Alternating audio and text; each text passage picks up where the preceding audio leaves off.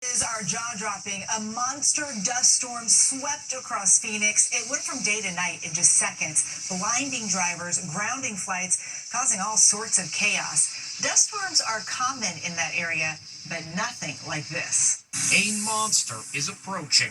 This was the staggering scene as a dust storm barreled down on the city of Phoenix. From the air, it seemed apocalyptic.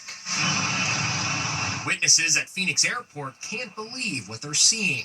Day turns to night. It's 5:21 right now, but it looks like it's about midnight outside. Check out this breathtaking time-lapse video from a football stadium in nearby Tempe. This biker finds himself in an epic battle. Authorities warned motorists caught in the dust storm, pull aside, stay alive. This is scary. Imagine looking out over your backyard and seeing this wall of dust looming. Before you know it, it's engulfed the whole neighborhood. And all the craziness, a couch went flying off a balcony. Dust storms like these are known as haboobs. For those of you who are not from Arizona, that is a haboob. Can't see anything. We're in the middle of the haboob. Videographer Michael Binsky shot this scary video. Get inside. Let's go. This thing was moving fast, like faster than I've ever really felt on like chasing a dust storm before. We spoke to April Warnicki, meteorologist for Good Morning Arizona, on Arizona's Family. They form when a thunderstorm downdraft hits the dry desert floor, and it picks up that dust with the outflow and it moves it along, and it just grows and it grows and it grows until you get this towering wall of dust. Inside Bruce Willis's 3-year battle with dementia, straight from his wife. In a new interview with Diane Sawyer, she reveals how she's communicating with her husband now that he's stopped talking. Here's Anne Mercogliano. Bruce Willis's wife, Emma, is opening up about the moment she noticed a change in her husband. For someone who was very talkative and very engaged, he was just a little more quiet, and when the family would get together, he would kind of just melt. Welcome to the party, pal. The legendary actor who made a name for himself in the Die Hard films also started to stutter, something he had as a child. A little removed, very cold, not like Bruce, who is very warm and affectionate. A brain scan revealed the disturbing truth. Bruce was suffering from frontotemporal dementia. The doctor said there was nothing that could be done. There was no cure.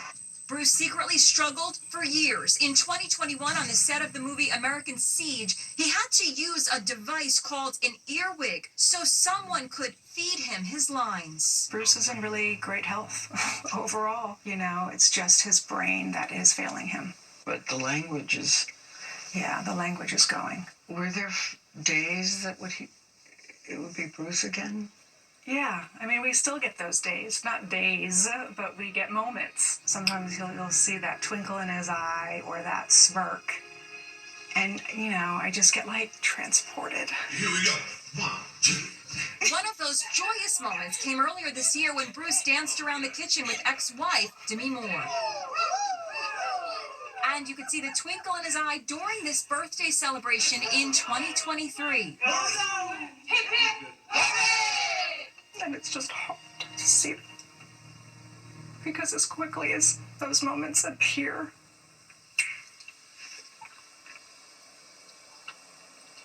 then it goes. It's hard.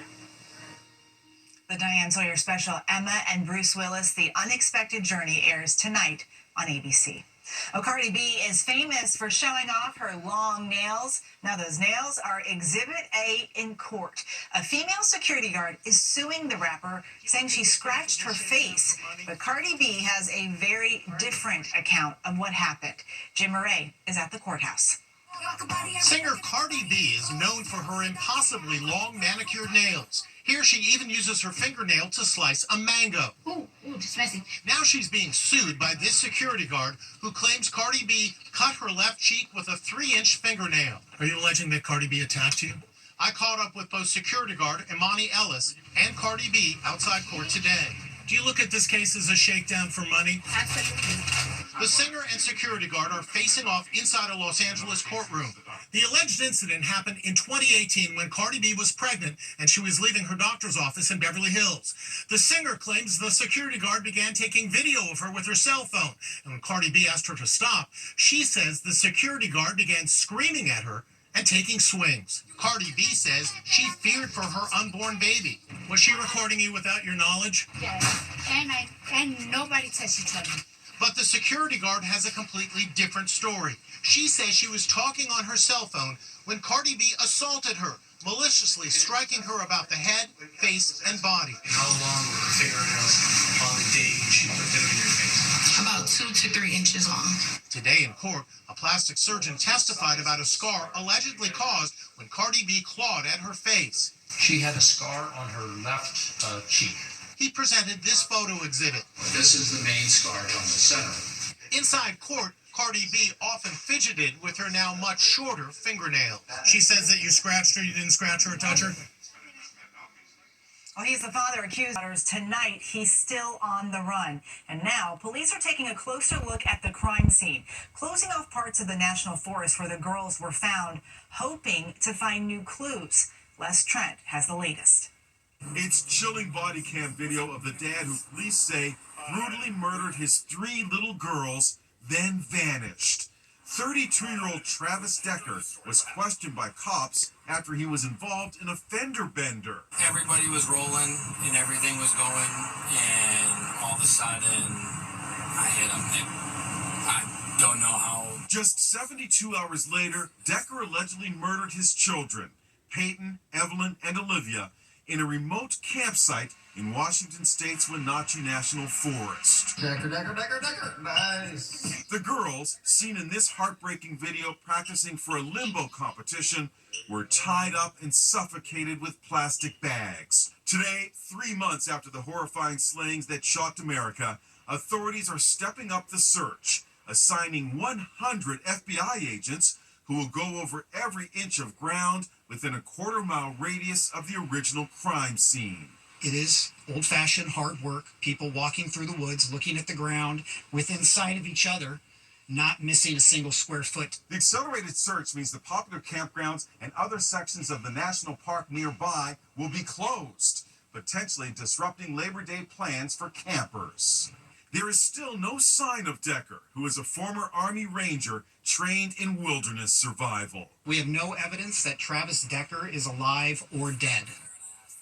And the sheriff says they will keep searching until they find him. He's being dubbed America's favorite principal, going viral for his infectious energy, greeting every student. And he invited Inside Edition to be there on the first day of school, where there were fist pumps and high fives all around. He's called America's favorite principal. Here they are. Look at those smiles. They're ready. Zach Bowermaster, or Dr. B, as the kids call him, went viral after this clip got more than 380 million views.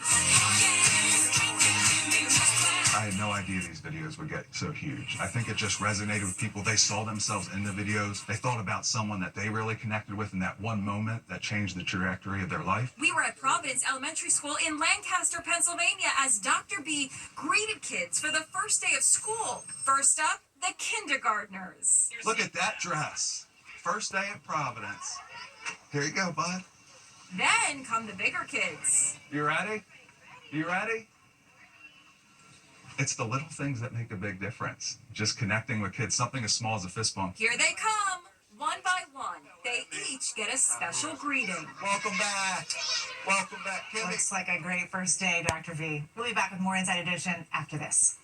She's the oldest mom to have twins. Now her boys are going to college.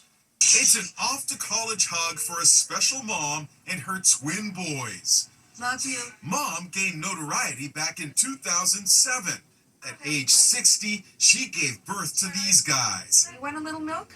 And to this day, she remains America's oldest mother of twins. The twins are now 18, and do the math, Mom is 78. I can't believe that the time went so quickly. Looking back, Josh and Jared say it was really a normal upbringing. They don't act their age. People assume that, like, since they're older, you just hear their age and you're like, oh, they must be, like, terrible parents or like super offhand, like not involved at all, but they're really like very involved parents. Inside Edition was there when Mom and her husband Ken, who's 81, helped move Josh into his dorm at Stevens Institute of Technology in Hoboken, New Jersey. Jarrett is headed off to Northeastern University in Boston. Settled in their dorms, it was time for America's oldest mom of twins to say goodbye.